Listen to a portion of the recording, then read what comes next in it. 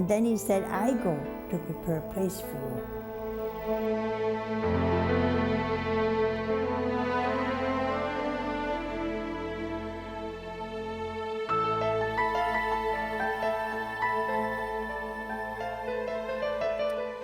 Welcome to this show in Memoriam of Mother Angelica. And we are so glad to be with you to share what we have experienced. All of you have so many wonderful experiences of having sometimes seen Mother Angelica.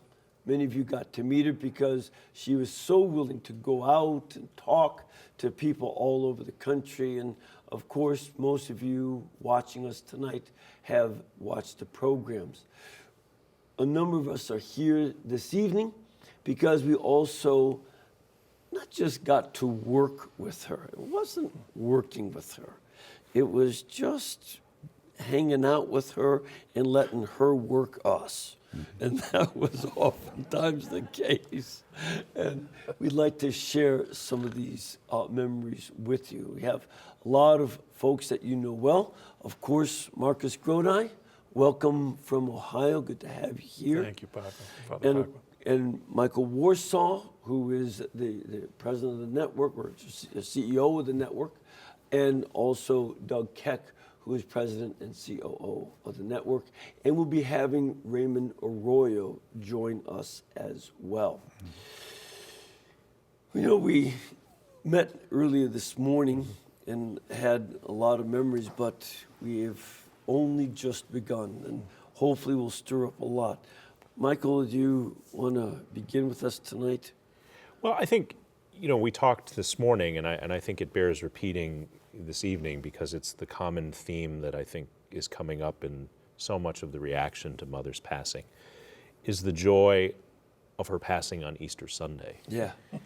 You know, the fact that this was such a gift to Mother, certainly, to be welcomed home into the arms of the Father on the greatest day of the liturgical year, the Feast of the Resurrection, I think is just a tremendous blessing for her. But it's also a gift to us. You know, it's a gift to us that I think shows us God's love and mercy, and really a sign, I think, in some ways of His favor for Mother, that this one final gift, this one final perhaps affirmation of this life that Mother lived in service to Him, giving everything that she had for Him and to Him.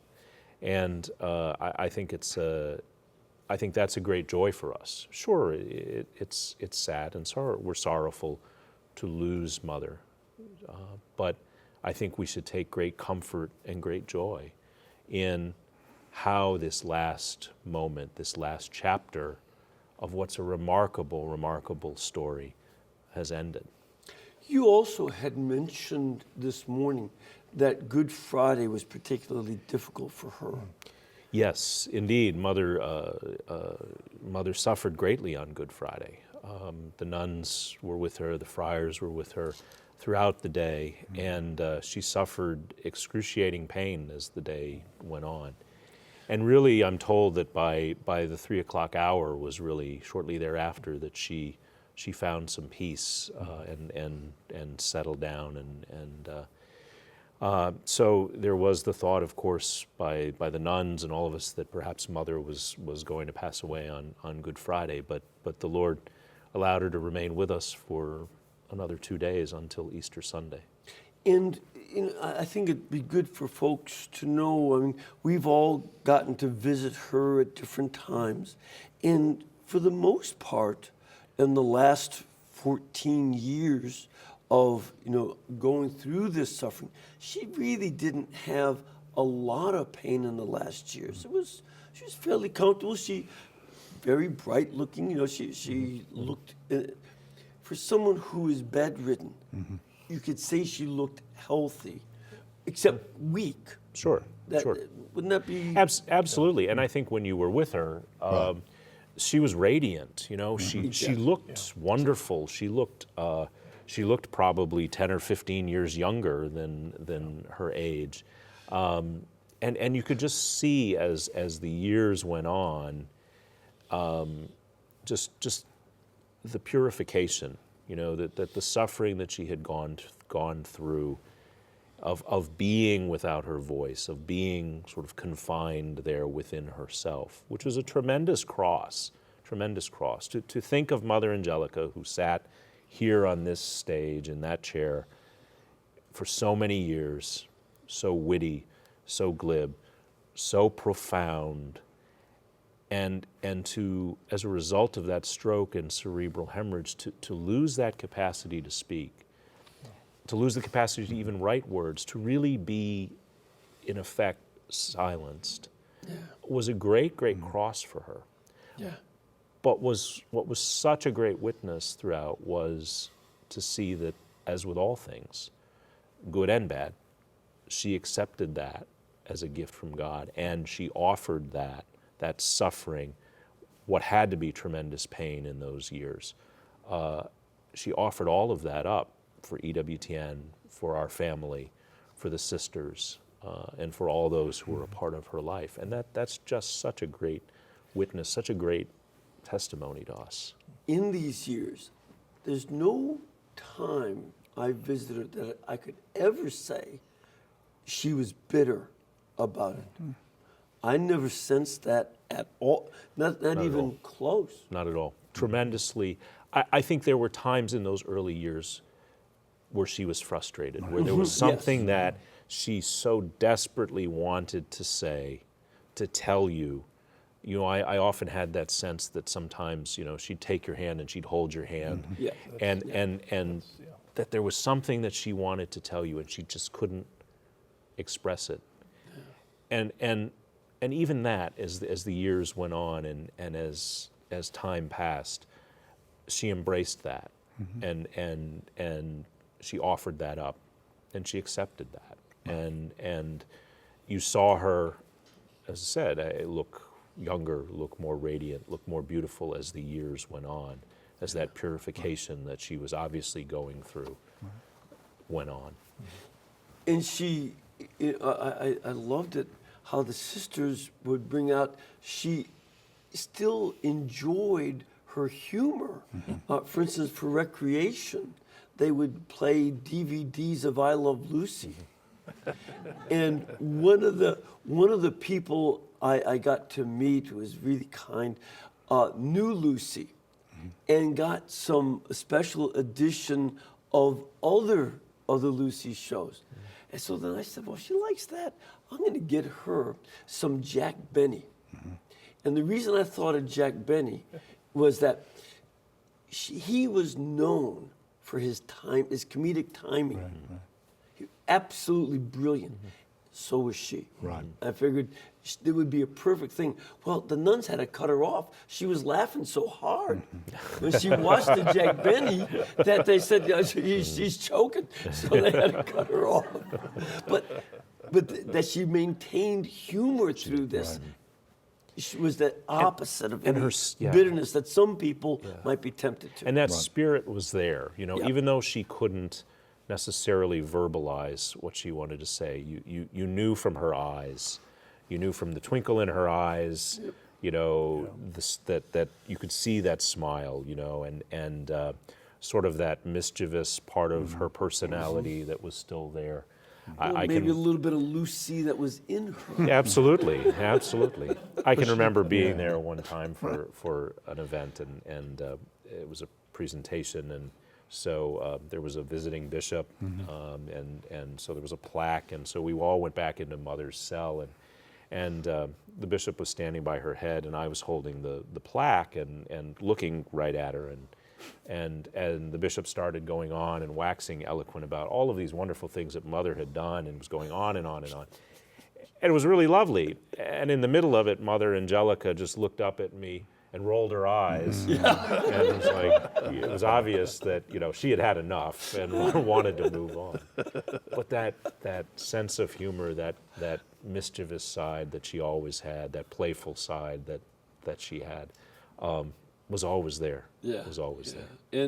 And like I said this morning, no matter what, like most of the women of our species, she always had the look. And she, that would be an example. Yeah. Doug, any further comments that you wanted to add in? Well, I was thinking about what we were talking a little bit earlier about her as a witness, and so much of, her suffering, the way she was in public, even when she had the stroke and she attempted to continue on television, she was willing to do that, put herself out there. And I think with everything she's done over the years, as Ray recounts in the book, taking on the challenge to come down south, everything kind of contraindicates what you normally would do. Always overcoming and succeeding where others said you couldn't succeed, because at the end of the day, she put her faith in God and in our Lord. In a sense, at the same time, as she had her own fiat that she would do, like Our Lady. And like Our Lady, she would always point to Jesus as being what this is all about. And I think in that way, I think it's always, she's just a great witness. Yeah. Right. Marcus, I want to thank you, first of all, for coming in from Ohio. I came down just for this. It's very sudden.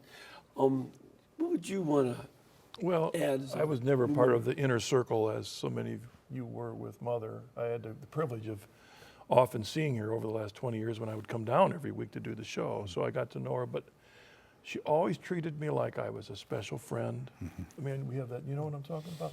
And I remember the last time that I was with her was when I was visiting her with, about 5 years ago, with two bishops. And the whole time that they were talking with her, she was just holding my hand. I had a feeling she was squeezing my hand, like, we'll just put up with this long, But, the smile on her face was always there. And going along with something both of you have said, is that when I tried to think of how to summarize Mother, she is this sign of the mystery of God's grace. Because on the one hand, of course, we don't do anything without grace that enables us, that called her, empowered her, gave her the inspiration, all that. Yet, the mystery is that she always had freedom to respond. So when we think of her, we see the work of God and her freedom to respond and dedicate her whole life in response to that grace. Everything was that mixture. And so, it's a reminder to all of us that that's utilizing grace for the good of God, but she dedicated her life to be witness for us all. Something that you brought up about how young she looked. She did not look 92. And all the time I've known her, she looked younger than her years. And women on the road, when I'd be giving lectures, would say, how does she do it? What's her secret? So I said to her one time, Mother, women are on the air. It was on the air. I said, women want to know, what is your secret for looking so young? And she had two. She said, first, I never use soap. I always just use water so I don't dry out my skin. Secondly, I keep it fat enough so it's puffed out. And they can't see the wrinkles. And then she would add that, later, privately, also, no husband and no kids. That'll do it for you. There you go. There you go. We want to, Doug, ask you to give our audience some information about the events that we're going to have for her funeral. Right. Well, obviously we have the EWTN.com. You can go to the website specifically /Mother Angelica for all the events. But the things we also want to mention is because there are local events happening right here at the EWTN Chapel.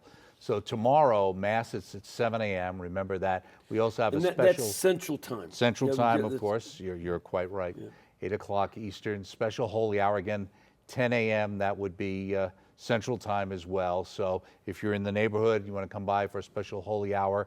And we also have a very special live show with the Friars. And we have some people here tonight for tonight's show, but we would invite people to come to that. The Friars are doing a special show dedicated to focusing on their memories with Mother Angelica, followed by their rosary at 8:30 p.m. Again, that's Central Time. And there also is a rosary tonight. If you happen to be looking for something to do to honor Mother Angelica and you're in the Irondale general area right now, if you want to come by the chapel tonight after the program, the Friars will be having a special rosary for Mother.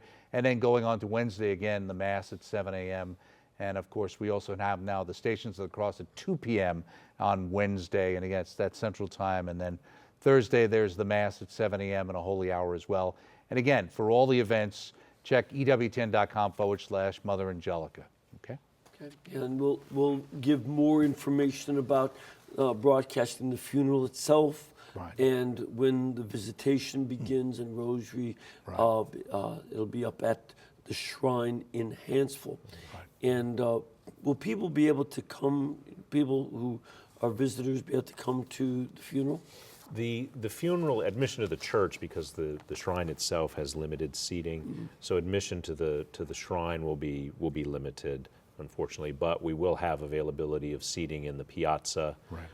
And In so front of the people in church. front of the church, so people can come and be in the piazza. Yeah. We'll have the capacity for people to see the Mass there in the piazza, to receive communion there. And at the very end of the funeral Mass, Mother's body will be carried out of the shrine, out into the piazza, and there will be a procession through the piazza, taking her back into the crypt church to the place where she'll be interred there. So people those, get a even chance to those see her, in the, right, in will be able the to see piazza Mother, will be right. able to. And that see information is going to be on the Right. website as well, all so on the folks website. can take a Right, look and at that. there's the viewing and on Thursday, and it's all there on our schedule. You can find everything, EWTN.com/Mother Angelica. All right, we're going to take a little break. We'll be back in just a couple minutes. We have more guests for you. Raymond Roy will be coming up and more conversation. We want you to join in as well. We're looking for your call-ins, and we'll give some messages that you've sent us. So please stay with us.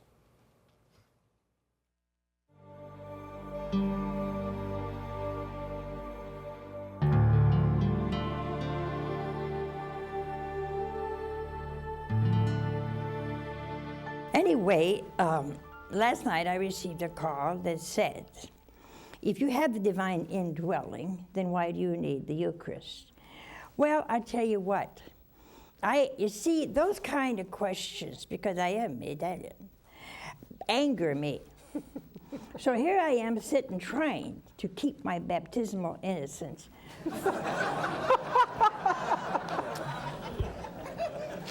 Did you keep it? I don't know.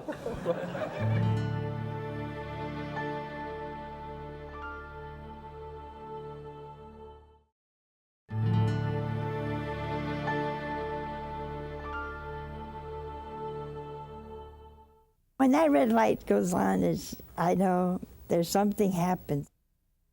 I hope it's a spirit, because I don't know what to say. But I look in that camera and I see people desperate, people in hospitals, people crying, people who are good people who just want to say, hey, how do I get close to God? You know, how do I bear with the crosses I have? And I don't understand. If I see that, then something comes, because I feel for the people.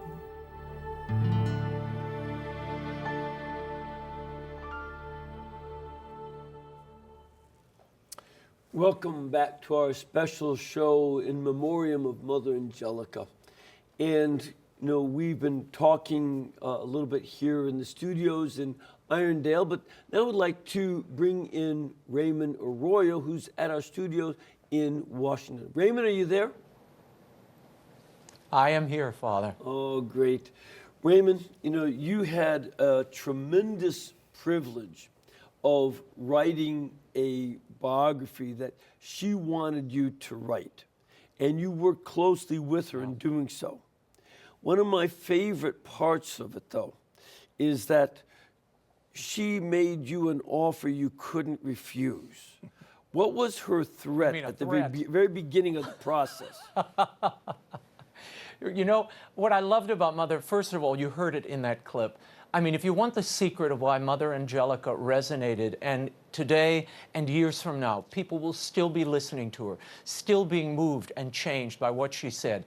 When she looked into that camera, she waited for God to give her the message for the people who needed her, needed that voice, needed that moment. And because of her tortured background, the deprived childhood, the pain in her life, she deeply understood. She didn't have to guess at it. It wasn't something she looked at askance or from afar. She deeply understood pain and suffering on a human level. And then she elevated that to a spiritual level and gave people such hope. And she did it speaking as that girl from the street, Rita Rizzo, from the very beginning to the very end. You know, she told me when we started the process, when I said, Mother, I think I want to write a little memoir of our time together and kind of put a biographical sketch together. She said, well, why would we do that? I said, well, you know, I think that's all I'm capable of. I've never done a full-scale biography. I'm not sure if I should do that. And she said, look, you start, if you feel God's calling you, you start out, you take one step at a time. The grace comes as you step. And she said, being afraid is not a problem. Doing nothing when you're afraid, that's the problem. So I kind of took the bull by the horns, we ran with it, and she could not have been more open. In typical Mother Angelica fashion, there were no promises. All she said is, let's start and see what happens. So we started doing interviews every Saturday. I'd meet her after the live show on Wednesday nights. I saw her on Tuesday nights. We talked at times throughout the week on the phone, and slowly worked our way through her life, revisiting moments she remembered, some she didn't. And she couldn't have been more honest in those 3 years of interviews. Amazing. But she gave me that cautionary warning. She said, please don't sugarcoat. I hate these sugar-coated tales of people. Tell the full truth. I want people to know the real me. And I wish you 40 years in purgatory if you sugarcoat any of it. So, just to stay out of purgatory, I tried to tell the full story. But you know, this week has really been, I thought I was ready because Mother has been so sick for so long. And it has really ambushed me since last night in ways I never expected. You know, the memories come flooding back, and the things you wish you could have said come back. But she really was, I mean, in the final analysis, I think you have to say Mother was a witness to divine providence. And she told me from her own lips that that's how she saw her life. And I think she's right. Every moment she trusted in a radical way. And look at what she created. This family that's gathered right now would not have been possible. None of us would be known, frankly, but for Mother Angelica. I often remember one of her great lines. She said it lots of times, where she said, you know, honey, I have a lot of faith. My stomach just doesn't know it yet. And that she would deal with the reality that she would feel nervous and scared, but she also maintained her faith, but she would deal with both sides of the reality of who she was and what she went through and just keep plugging along. Yeah. No, I miss the fun. I miss her sparkle and her bite. She had a biting wit. You know, Mother did not suffer fools. And I enjoyed that part of her personality. I think I may have brought out some of it. And so, you know, I regularly saw and heard that, you know, she would snap at me at times and at others in my presence. I did take glee in it, though. She reminded me of my grandmother, of you know, women I grew up with.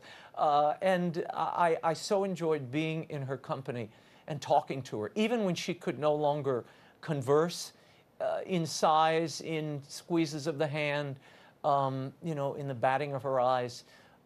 That's how we communicated in those last years. But it was no less profound, certainly for me.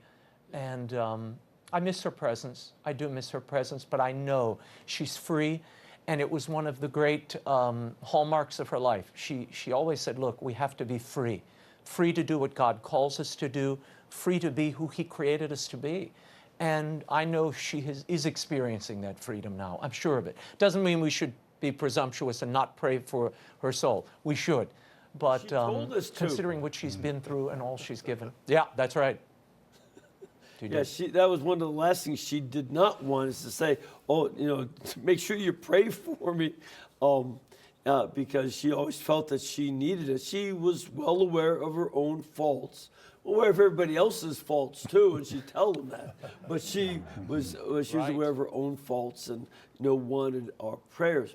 And I don't know, Raymond, if you knew this, but, you know, today the Maronite rite is celebrating the Feast of the Annunciation. And it was so striking to me last night.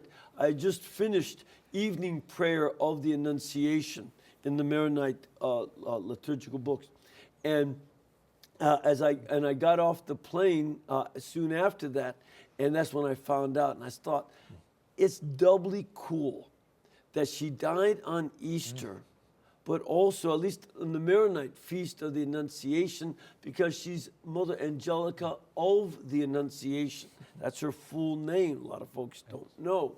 So it was kind of neat to see that going on as well, and to offer the Maronite liturgy for her today, the Annunciation Feast that we celebrate. So that was another element of one of those cool things that your book really brings out, you know, in so well. As a matter of fact, Well, she had that found. Go ahead, I was Father. going to say, one of the things that I know that you loved about that book was the picture of her as a drum majorette. Yeah. that was the sassy side of Rita Rizzo. It was, you know, but that was the entertainer. That was the, you know, the kind of sass that was a part of Mother. And there are certain photos that I've come across in the last few days, even, you know, late into old age, where she still would give you that kind of sideward glance, that knowing look of, you know, I'm on to you, pal. And she had that throughout her life, even when she was confined to her bed for many years. I saw her give that look to visitors. For a lot of times she would play possum. Sometimes people would come to visit and she'd be sleeping. And the nuns would tell me, oh, it's such a shame, you know, so-and-so just went in to see her and she's been sleeping since he arrived, but go ahead in, you can go say hello. And I'd go in and the person would say, I've been here for a half hour and, you know, she's been sleeping the whole time. So they would leave. And the minute they left the room and she heard the door close, she'd open her eyes and go, ha, ha, ha, ha, and laugh. That was her way of kind of, you know, she was still fully present, a little mischievous around the edges, and filled with just joy. And I think when people see her on television, when they hear her voice, when you're driving along, you know, as I was the other day and heard her on the radio, she is filled with that delight of the Lord, and she had a great sense of humor. She was a wonderful storyteller as well, due to May Rizzo, her mother, who was also an excellent storyteller. And when Mother spun a yarn, you could sit there for hours and listen. And it was an incredible feat that she pulled off on television. I mean, to sit in front of a camera for an hour and just hold forth, teach and interact. And it was those asides, it was the little pauses, it was the glances and the side jokes that made it all come to life. She was so natural. She was so alive and in tune with what God was calling her to and who she was. And that was, I think, a great part of her gift to all of us. And look what she did. She saved devotions that I believe would have been lost. I'll go as far as to say, and I've said it in print, so why not here? She saved the church in America and maybe the world. At a time when everything was up for grabs, Mother said, no, what you're doing, these practices you've been taught, these devotions still matter, and they will keep you in the truth and fully Catholic. And that was attractive, not only to Catholics, but to outsiders, non-Catholics, who were searching, confused. The letters and emails we've received in the last few days from non-Catholics have been almost as effusive as the Catholic letters, if not more so. And the other great gift, I think, was that witness of pain. She said, God laid a foundation of pain in my life. And sometimes, she said, more than prayer is needed. Severe pain is needed at times. And she fully embraced that from the beginning in Canton, Ohio, to her last breath in Hanceville. And to have been witness to all of that, to have seen her go through that, as all of us have, has been a supreme honor, a gift. And for her, that was not just some sort of, you know, sadistic approach or thing. It came out of her profound understanding that Jesus Christ, whom she loved so much, saved the world on the cross. She understood the passion of Christ and his suffering as the means of our salvation, and she saw whatever she went through as merely entering into that and just a tiny drop of Christ's passion that she was living out.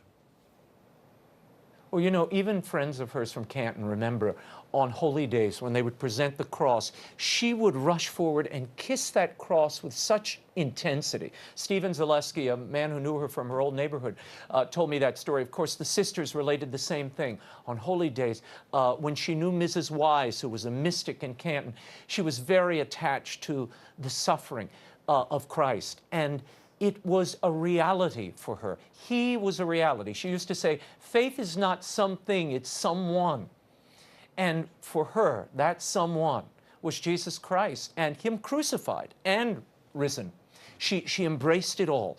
And when He was offended, when someone disrespected the Eucharist, when someone wrote things, even a cardinal, about the Eucharist that she thought was out of bounds, it was a personal offense to her. It wasn't some conceptual thing that she could hold at arm's length. She was deeply offended. And that was the root of so many of what became controversies. It wasn't controversial for Mother Angelica. It was a full-blooded, passionate Italian wife defending her spouse at every step of the way. Michael can talk a little bit about 1993 at World Youth Day, which became an explosive moment, and it was, in many ways, explosive in the sense that she drew a line in the sand because her spouse was offended, and explosive for the growth of the network. I think that's, yeah, Raymond raises an excellent point, and I think we talked about that this morning, and the idea of how World Youth Day 1993 was really sort of that turning point where Mother Angelica, as Raymond said, was deeply personally hurt and offended by how her spouse, our Lord, was portrayed in this drama at World Youth Day. And that was for her a turning point. It was the moment at which, you know, she sort of threw down the gauntlet and said, enough of you, liberal church in America. I'm tired of you. I'm tired of this. I'm tired of that. And it transformed her, as we talked about this morning. I think it transformed her style, her presentation, her direction in terms of her shows. It certainly transformed the monastery as she really returned to a more historical practice of the Poor Clare rule. It just impacted in so many ways. You know, and it comes from, as Raymond said, and I think he and I talked about this for his book, and I think we talked about it this morning as well. Throughout all of these controversies, or so many times in her life, you saw that deeply personal relationship, that understanding of our Lord as her spouse. And she defended Him as would we our spouses or someone we love. It was never about some theory of theology, philosophy, or any other kind of theory. It was first and always about the love of Jesus Christ, and secondly about the love of His people. She cared about them, and that's what her opponents oftentimes never could understand. They thought they were right and that they had better ideas. She loved Christ and the people, and that was focused. Marcus, you also wanted to say something. I wanted to ask Raymond a question. Hello, Raymond. There was a book that was very popular in her generation, not ours, by an author by the name of Dale Carnegie. Secular book, I think it was called Why Worry or something like that. And his solution to that was you measure the risk. And if you can handle the risk, then you do the task. And of course, that's what causes us to worry about things. And when I think of Mother, and Raymond, I was asking you this, she had this complete lack of fear of risking to do what God was calling her to do. I mean, in terms of measuring the risk, if God wants her to do it, she's going to do it. And when I think about your book and all the description, there were so many things in her life where she was willing to take that big step for our Lord, even when everybody else said it was crazy. And that would continue. Yeah, no, that would continue, Marcus, right to the end of her life. I mean, if she felt called to something, she once told me, when I get an inspiration, I never test it. I never test it. I just move toward it. I start moving. And I go bit by bit. And if God wants it, the door will open. If He doesn't, it'll close and I'll drop it like it was never a consideration. And it's one of the great things one of her great gifts to me, that she taught me how to, when these inspirations crop up, don't test them. Just Go at them, run at them. You don't have time to question everything and weigh and balance. She never did that. She was a massive risk taker. But the reason she could take those risks is because she had such a radical belief in divine providence that God would catch her. And her disability, her deep faith, and the background she came from taught her, I don't have any other options. I don't have money. I don't have great grades. I don't have influential friends. All I've got is God. So I'm going to put it all on God and risk it all. And she did that at every step. And the amazing witness is, look at the things she was able to create, starting at 58 years old, the great work of her life. 58 years old, when most of us are looking for, Shady Grove retirement villa. She's taking on this monumental task, fighting bishops, fighting CEOs trying to take over her network, battling infirmity. And yet she perseveres. That risk is the greatest gift, I think, she gave to all of us, and perhaps the untapped lesson of Mother Angelica. That 11th commandment should be risk. I was here in the days, early enough days when twice it happened. We were so beyond the edge of being able to pay the bills that we had these fundraisers that were telethons, and we were on 4 hours a day in those days, and we would be on for all 4 hours trying to get money. And she, asked people, because we had literally 5 days to save the network because there was someone made a mistake, and we just kept at it and got through that. And you just saw her, pushing all of us for calling a bunch of us over to do telethons. I mean, we were singing songs and telling jokes for $5,000, $1,000 for a joke, anything to try to with it. Father, you and Mother created Dancing with the Stars. You got to tell them. Well, and we did, well, what I used to tell her that hugging her was like hugging an erector set. She had that, neck brace from the top of her neck down to her legs. But, you just loved her. She was like your mom and your grandma and all that rolled into one. It was a great, great blessing. But again, she kept pushing through and pushed us to do it too.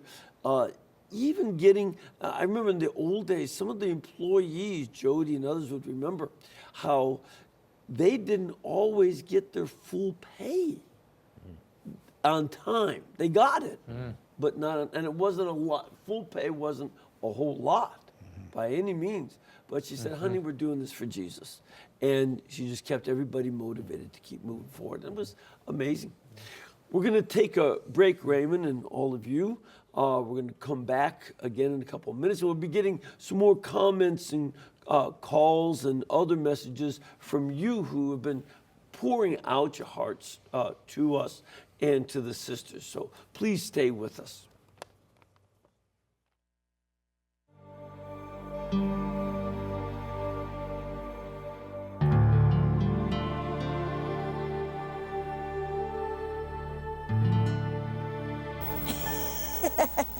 Mother's wonderful sense of humor and her irrepressible optimism are responsible for the success of this network.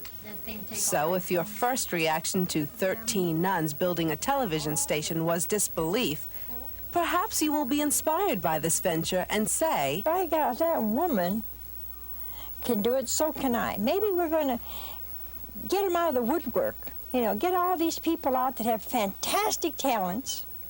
They're afraid. See, we're afraid of the tube, we're afraid of the lights, we're afraid of... And see, to me, if you got love of Jesus in your heart and you stood in front of that camera and said, ah, in the Spirit, somebody somewhere would love it.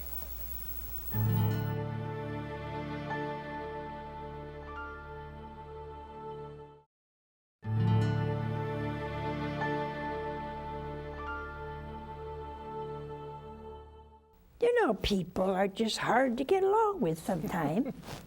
And you need Jesus to get along with some people.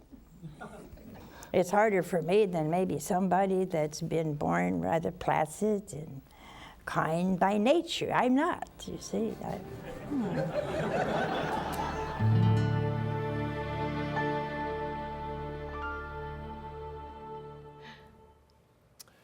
Welcome back to our program, In Memoriam of Mother Angelica. And we have, a lot of great comments from you, but also we have someone new with us at this point. Want to introduce Janet Benkovich. All of you know her. And make sure that we'll get some of you being here and get you some of your comments. Just want to mention one comment we got on Facebook. It's from somebody called Kristen Ann. And it says, Mother Angelica is not going to heaven alone. She is bringing busloads and busloads of people with her. Some buses have left earlier, some will leave later, but the souls she helped save with the grace of God are too numerous to count. Thank you, Mother Angelica, from the bottom of my heart. Thank you. Mm-hmm. That's a great comment. I mean, the busloads of people have been coming here to the network. Now they're going up to heaven. That's pretty good. That's pretty good. Well, first of all, how long have you been associated with EWTN, Jeanette? Well, Father Mitch, the first time that I came to the network was in 1987, and Mother graciously offered me the opportunity to use the edit suite and provided me with staff to complete a documentary that I had begun some months earlier and could not raise the funds to complete. And a friend of mine had been talking with Mother and explained my plight. And Mother, in her typical mother fashion, said, well, the reason why she doesn't have the money is because she doesn't need it. She can come and use our facilities. And so that's what brought me to EWTN. We had a discussion while I was here, and she thought it would be nice for me to submit a proposal to do television work here at the network. And so I did that, and in February of 1988, we began that project. Yeah, so it's been a lot of years. Yeah, a long, long time that I've been affiliated with the network. Network was very young then. You were here, and Father Benedict was here. Yep. A few others that we all remember with great fondness, and we watched it grow and expand, and see what became of this great enterprise that Mother began through something very feminine. At Women of Grace, we talk about the fertility of the fiat. The fertility of the fiat. When you give your yes to God, the Holy Spirit fertilizes that yes, and it continues to produce new life. And I think that is a beautiful illustration to describe exactly what's happened here through Mother's yes. She never took it back. She kept adding to it, and beautiful, wonderful things have developed, and busloads of people are going to heaven because of it. Yeah. It's one of the things that's, to me, a great irony. And, Raymond may want to comment on it after Jeanette does, but Mother Angelica was adamantly against women's ordination. Mm-hmm. And she, would say so at the drop of a hat. And yet, she was one of the best evangelists in the country. Yes. It didn't mean that she didn't think women should be evangelists and shouldn't preach the gospel, but she said, no, they just don't get ordained. And that men are a sign of her Jesus, and in our masculinity, we're a sign of Christ, but women have a different role and different symbolism, but they're great evangelists, and she's a good example, and she helped raise up you, Rhonda Chervin, and a number of others, Alice von Hildebrand. A number of women became great evangelists in this. Do you have any additional comments to that? I do. I would want to say that Mother truly was a mother.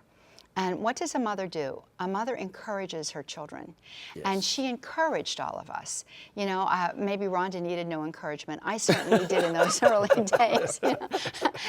I certainly needed encouragement. And she was always there. She would stop by the set. She would say a kind word. And I listened, I've been watching and listening to the network all day, and the marvelous presentation that has been going on. And just, you know, I would be remiss if I didn't congratulate EWTN, Michael, and all of the efforts that have gone on, and all of the guests who have populated the airwaves today with these beautiful well wishes, as well as our callers and our viewers. But, you know, Mother, she had this, Jim was mentioning Mother's hands, and it was a lovely retrospective of the first time that he met Mother, a beautiful reflection. And I started thinking about Mother's hands because of what Jim said. And she had these beautiful maternal hands. When she would take your hand, you felt the warmth of a mother, you felt the comfort of a mother, you felt a certain strength.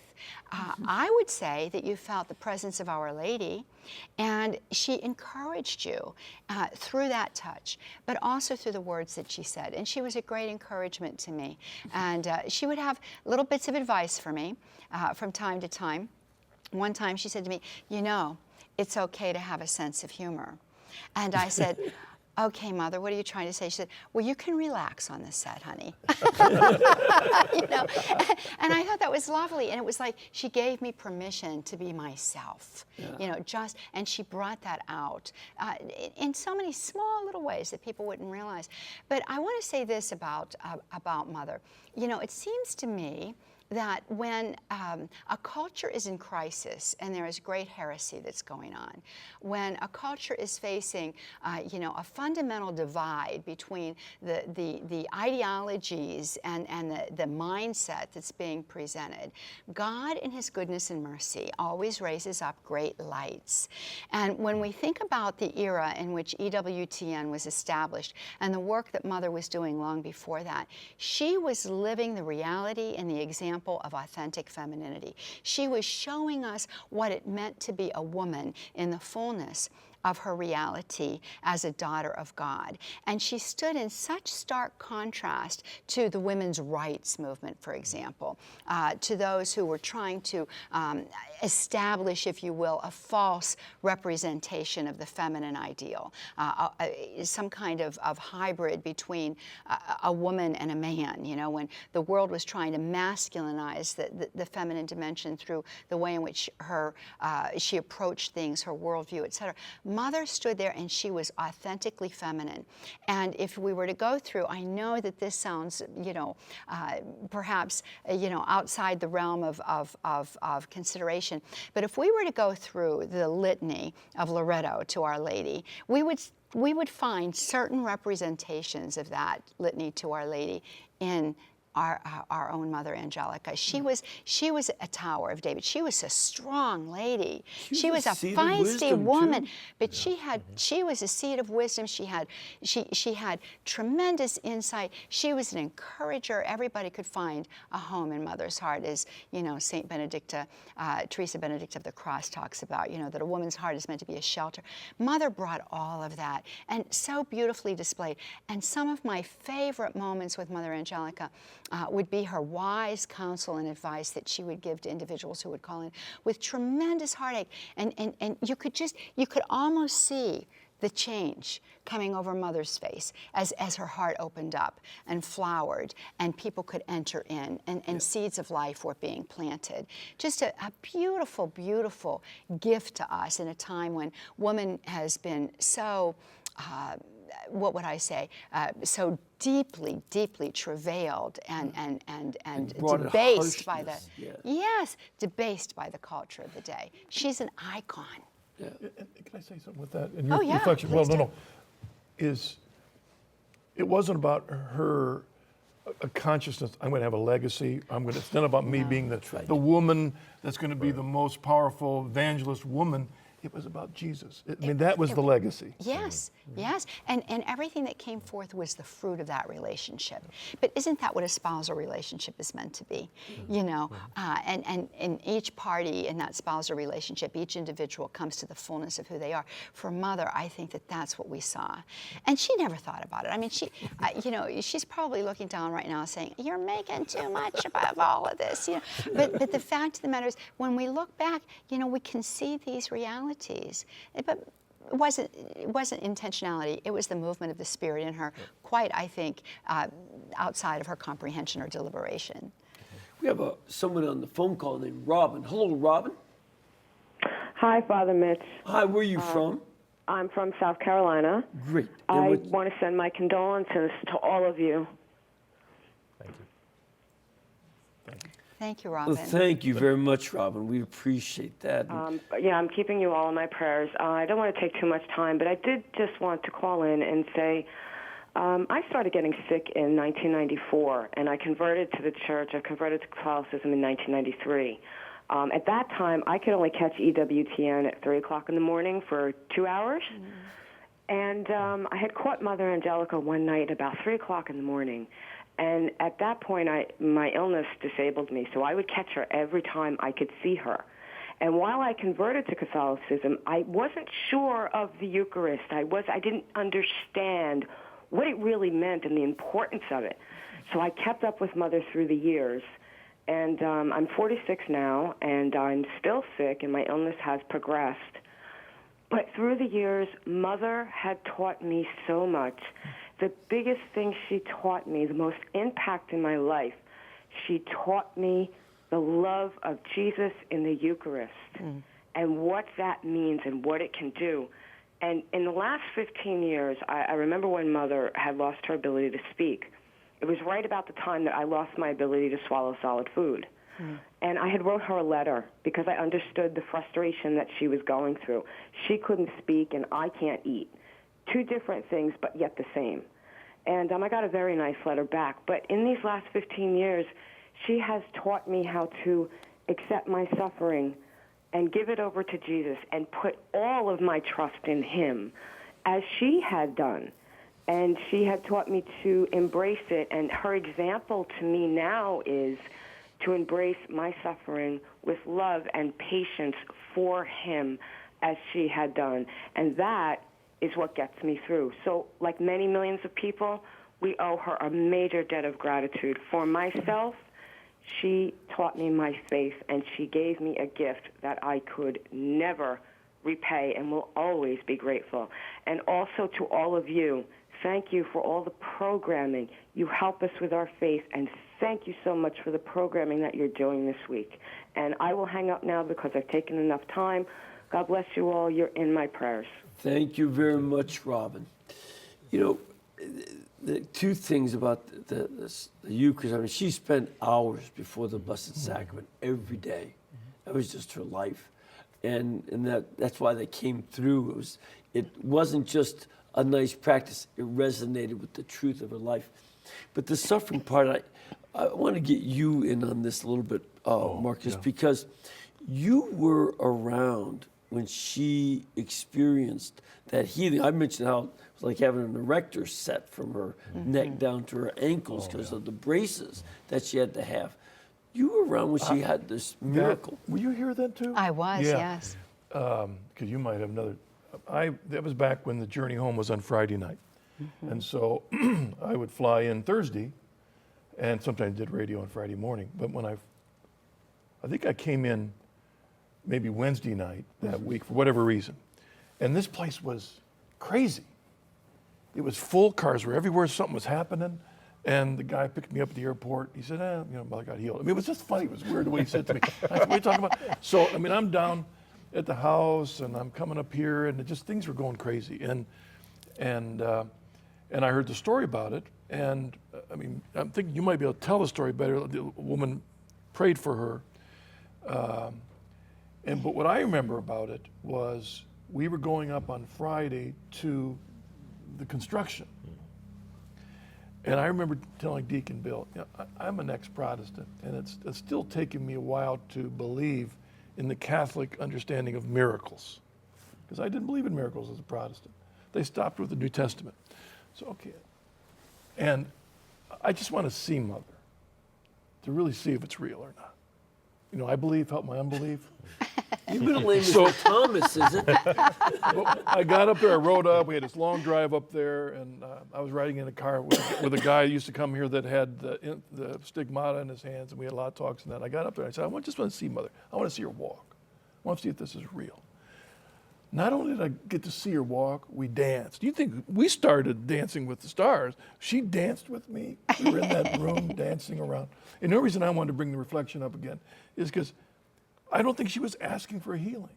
That's right. No. That's right. She wasn't. It was not something, the lady was here.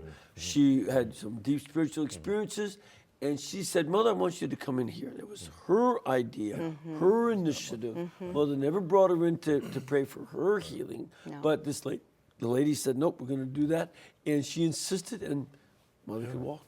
And I remember that specific conversation with Mother after that, of her saying to me, I never asked the Lord to be healed, but if he chose to heal me, then just like I've accepted suffering throughout my life, then I accept this also as a gift from God. Yeah.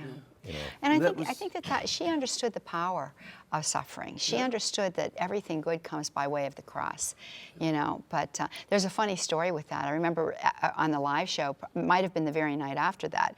Do you remember this? Maybe it was a week later or so. But she was talking about the fact that, you know, she always wore those shoes, and the braces were attached to the shoes. You know the story I'm going to tell? And she talks about how it was that she took those shoes off, and she said, you know, my feet were always hurting me. She says, I found out that I was wearing shoes 2 sizes too small. And people began to send shoes, all kinds of shoes, here to the network, you know. And she was laughing and laughing and laughing about that. You know, we have to go to a break, but we're going to come back. I want to pick up on some of this. So please stay with, because obviously we got some good stories going over here. So please stay with us.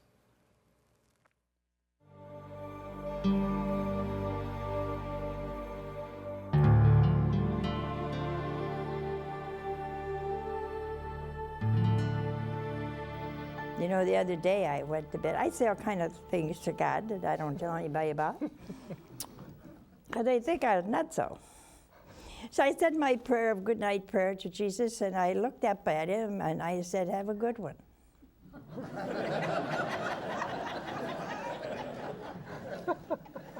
And one of my sisters was next to me. It's one of those things that comes out, you don't want to come out, you know, and she looked at me and she said, are you telling God to have a good one?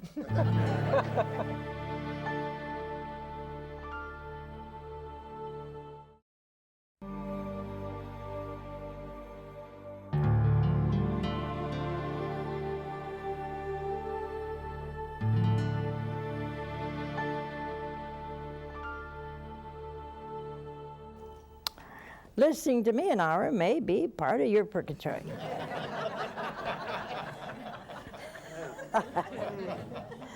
But I can assure you that talking to you is a part of my heaven. God bless you.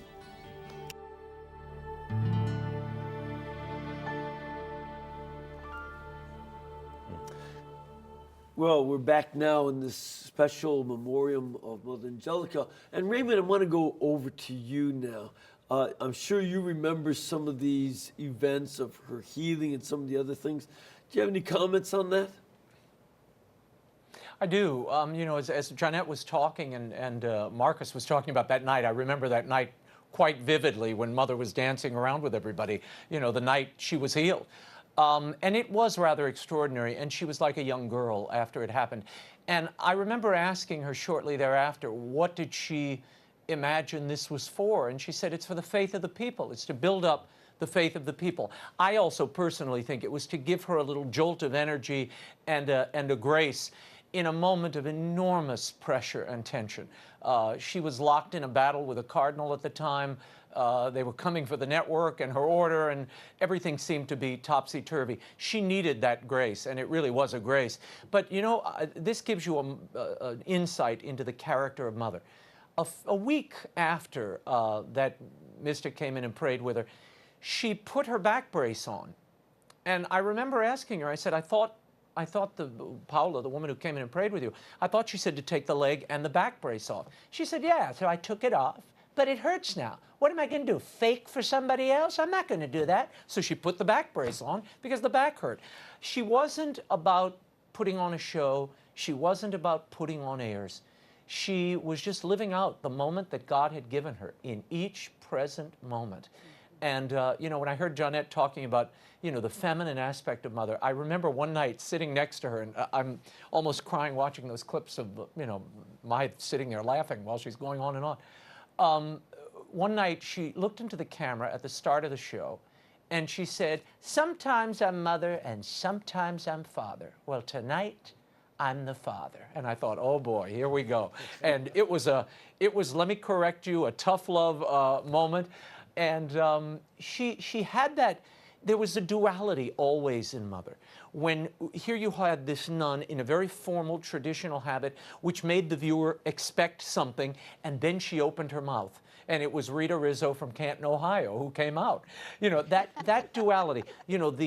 Someone who thought she was sort of they thought, oh, she's a formal traditionalist, an arch conservative, and yet she was bending rules, she was breaking down barriers, and she became the first woman in the history of broadcast television, forget none, to found and lead a cable network for 20 years as CEO. No one else did that.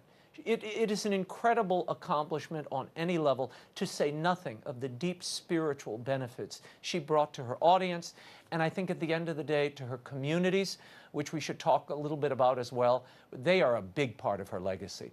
The nuns, the foundations that they would build, and the brothers, I think, were at the heart of her legacy, and she told me that over and over again. Yeah, I think tomorrow we're going to spend, the friars are going to do an hour and a half just on that. So it'll be, we're going to have a whole focus just on the communities, because you're right, it is so key. But your comment about how she did not put on airs reminds me of a show that she and I had done back, I think in '84, when 60 Minutes came here to do a story on her. And you could tell they were getting kind of upset because there was no dirt. There was nothing wrong. There was no scandal. There was no thievery. It was just a really nice nun and her sisters doing this network, bringing them cookies, which they didn't want. And one of the... and Morley Safer didn't want the cookies? Well, no, they wanted a story. As a matter of fact, let's take a look at a little clip. I think we have a roll-in with her and Morley Safer. Mother Angelica is chairman of the board, top star, and boss of EWTN, the Eternal Word television network, which she founded 4 years ago. Cloistered nuns in television is without question one of the most ridiculous things that could have ever happened. It just evolved. You're not sitting here a cloistered nun one day and then running a network the next day and saying, well, it just evolved. Well, it evolved in this way. When I went to Channel 38 in Chicago, I walked in that little tiny, tiny studio that I had never seen a TV studio before. We had already been publicizing books for a couple of years, reaching a lot of people. But I remember standing in the doorway and saying, it doesn't take much to reach the masses. And I said, Lord, I've got to have one of these. And I thought after I said that, what would you do with it, dummy? What would you do with something like this? But I got this in my mind. I couldn't get it out. Mother Angelica became Mother Angelica Live because she saw television as a way of reaching millions of people, to spread the gospel the way no apostle could ever imagine. Do you know that there is not one account in Scripture where the apostles ever caught any fish on their own? Did you know that? They were the worst fishermen in all Judea. I was watching one or two programs. You get quite earthy about the life of Christ and some of his travails and his followers at the time. Mm-hmm. I think the biographers of saints ought to go to purgatory for 40 years because they've made our saints unrealistic. See, I don't think any saint made a vow of virginity at the age 3. Maybe today they could, but I don't think they could in those days. I feel that the apostles were very imperfect. They were jealous, always arguing amongst themselves who was the greatest. And that's what I'm trying to tell the people. You're the same material as the apostles, and God can use you as well as you used the apostles. And, you know, I was on the live show that they filmed that week, because they were there the whole week. And, you know, you'd think, well, we'll talk about something really. We talked about how both of us came from families that had experienced divorce. We talked about what it was like. She did not put on airs because she's going to be on 60 Minutes. She talked about something that was a need for the people that she could resonate with. She didn't care what 60 Minutes said, and that was key to her. That's as we said earlier in the day, you know, that with Mother, unlike many television personalities who sort of have their on-air persona and then their off-air persona, with Mother, there was no difference. It was who she was on air was who she was 5 minutes after she went off air. And, as you know well, that I'm the same brat on air as off. Sad but true, yes. Yeah. We have Dr. Ralph Martin on the phone. Hello, Dr. Ralph. Hey, Father Mitch. How you doing? The program. Thanks. It's a time of sadness, but it's a time of celebration. Right. Yeah. When did you first come across Mother and coming over here to the network? Because you've been here a long time, too. Yes. Well, back in 1982, I published a book called A Crisis of Truth, Yes, The Undermining of Faith, Morality, and Mission in the Catholic Church. And Mother read it, and she invited me down to do a whole bunch of interviews with her on this crisis of truth in the church. And then she said, I want you to start doing a weekly program. We want to collaborate on really clarifying for people today who Jesus really is and what his teaching really is. And so 30 years later, here I am doing the same thing in the same partnership with EWTN. Yeah. I think that you are the longest host in the network. I think so. I think Hey, that's Longest active host. Yeah, the longest active. I mean, the others were before you, but you've been on the longest, and that's been a great service, you know, to everyone here. Well, it's just been a tremendous blessing to be able to work with Mother all these years and to work with the network and to carry on basically the same mission. I mean, Mother knew that the true Jesus couldn't be separated from his true teaching and from his true church, and that we had to really help people understand who Jesus really is and what his teaching really is. And the way to experience the love and the goodness of God is through the truth of Jesus in the church. And it's just been tremendous all these years to see the network just carrying on so faithfully this mission. And it's saved the faith of millions of people, and it's brought to faith millions of people. It's just been a tremendous work of the Lord. Yeah. And you were there from the time we were in the garage, right? Yeah. Well, we started our programs in 1985, so I don't know when the garage was there and when. Oh, so you started in '85. Other things are there, but we were there starting in 1985 and just did production there for maybe 15 years, and now we're doing it up here in Michigan. Yeah. I started in '84, and that was in the garage. This wasn't started yet when I came, but it started a year, so you might have been even in here. But it's just amazing, no matter where that was. This whole history of what she did was just amazing. Yeah, and there's just two things that just came to my mind that I just want to share. One is how many times she told me that God was looking for somebody to do this, and people kept saying no. And then finally he got to the bottom of the barrel and he found us. I just very, very touched by how she described it about the humility, the poverty, the not knowing anything about TV, not having any money, and just out of this has come a worldwide network out of her faith, out of her obedience, and what an example. The other thing is she told me a couple different times that the the inspiration for the network really comes from Revelations chapter 14, verse 6. It says, "Then I saw another angel flying in mid-heaven with an eternal gospel to proclaim to those who dwell on earth, to every nation and tribe and tongue and people. And he said with a loud voice, Fear God and give him glory, for the hour of his judgment has come, and worship him who made heaven and earth, the sea, and the fountains of water." She had a real sense that the Lord wanted her to have a worldwide network so that the gospel can be proclaimed to the whole world. And she had a particular sense of urgency that we're living in perilous times, we're living in significant times, and that there needed to be an instrument to announce to the nations of the world who this Jesus really is in a time of upheaval and insecurity. And it's there, and it's doing it. Well, thank you very much, Ralph. I appreciate your comments as well as all the service that you've been able to do here on the network that Mother Angelica provided for us to come here and be on. Thank you. We also have another caller. We have Thomas. Hello, Thomas. Thomas, are you on the line? Yes. Oh, there you are. Where are you from?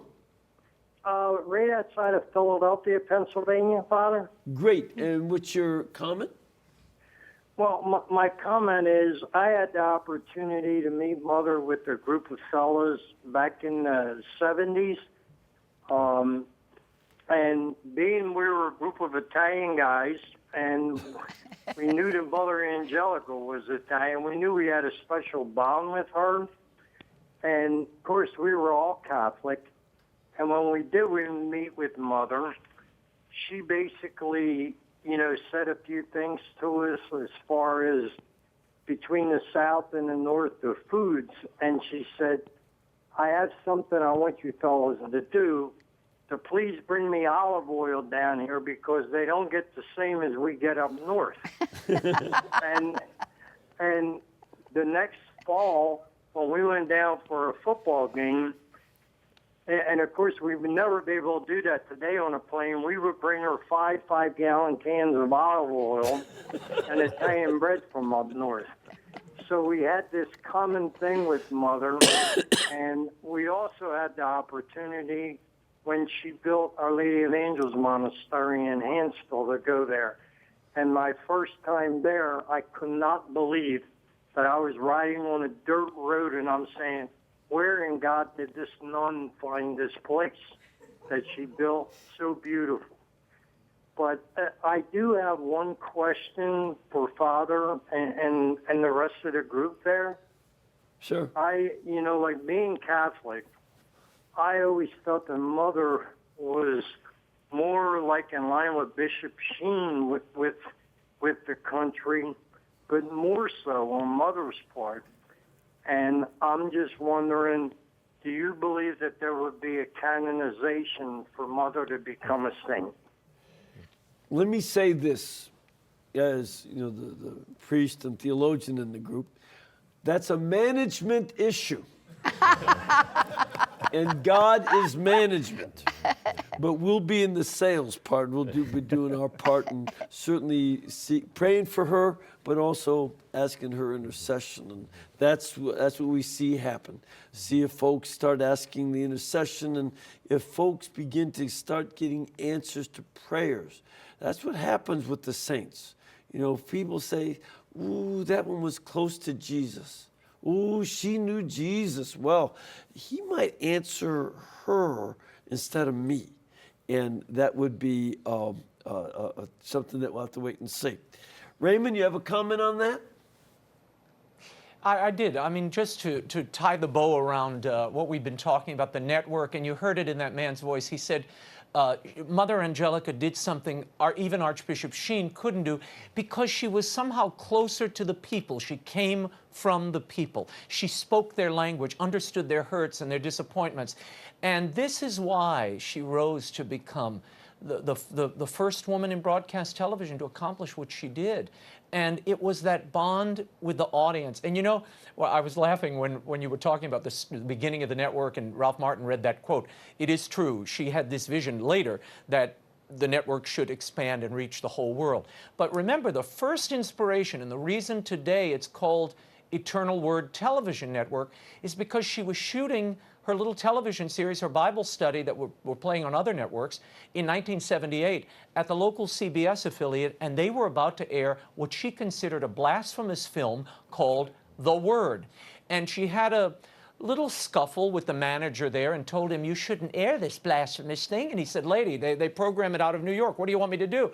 And she said, if you air this, I am leaving here. I'll never show my show on this network, and I will not record another program here. And he said, if you leave here, you're off television. And she said, then I'll build my own studio and get my own cameras. And that's what she did. And she called this network the Eternal Word Television Network as a protest against that blasphemous film, The Word. So even in its inception, you see the feistiness, you see the fight, the joy, and the willingness to risk everything to defend God, to defend sanctity and orthodoxy. And that is what she did to her last breath. Yeah, but when she told me the same story, she added that the guy had said, but Mother, you need my machines.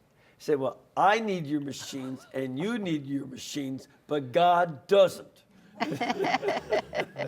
Marcus, you want to make a comment? We have just a couple of Just real minutes. quickly, that we think about Mother being Catholic family and reaching out to Catholics, and just to speak for those outside the church that watch EWTN so much. Yeah, that's right. That, I mean, she was the true ecumenist in the sense that just intuitively recognized that in our country, there's an awful lot of our brothers and sisters that don't think we're Christians, that don't think we love Christ. In the beginning of every show, she hit the center. It's about Jesus. It's about Jesus. It was always about Christ. And that's what opened the door to our separated brethren to hear the beauty of the church. And she made Jesus so accessible. She made him so approachable. She made him so human. Raymond, thank you for being with us from Washington. We look forward to you being able to join us here in Alabama pretty soon. So, but thanks for all your comments tonight. We appreciate it so much. Thank you. And also, I know that he's got to sign off. And all of you too, we're getting close to the end of our time here. We want everybody to make sure you take a look at the website, EWTN.com website. Go to EWTN.com/Mother Angelica. Yes. And you'll see the schedule for programs we're going to have, the funeral, and all of that coming up in the next few days. So please be there. And I know Jeanette and Marcus coming, from Florida and Ohio to be with us. We appreciate that tremendously. And you'll be here for the week? All week. Yeah, you can be around for the... I'm going to be all week. Great. And Michael, of course, we'll be just doing what we do. As well, exactly. Yeah, exactly. We just do this for fun because that's all that it ever was. But also, not only do we want you to join the future, we thank you for joining us tonight. I'm sure you all can look back on programs that touched your hearts. And Mother said something. Some of you, your lives were saved from suicide. Your children's lives were saved from an abortion. All kinds of things that happened that turned your life around. And we hope that tonight we've stirred up those memories plus many others to be grateful for something that Mother Angelica has done that is just as Archbishop Chaput said, the bishops couldn't do it. And I'd like to also leave you with a blessing. May Almighty God bless you, the Father, Son, and Holy Spirit. And may her soul and all the souls of the faithful departed, through the mercy of God, rest in peace. Amen. Amen. May the perpetual light shine upon her. Amen. Amen. Thank you, and God bless you all.